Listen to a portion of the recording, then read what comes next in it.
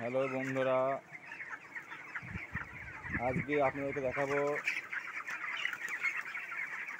20 দিন বয়সের পাখি। ওই যে পাখি, ওজন 850 করে হয়েছে।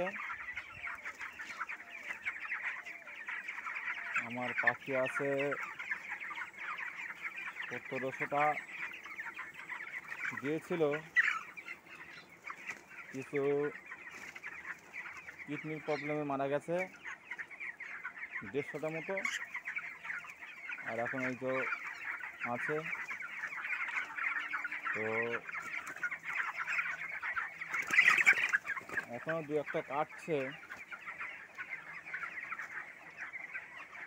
ওয়েদার এখন খুব ভালোই আছে, নর্মাল ওয়েদার।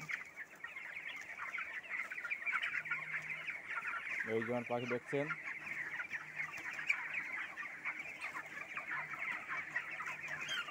আমি এখন মুরগিগুলো তোলাচ্ছি।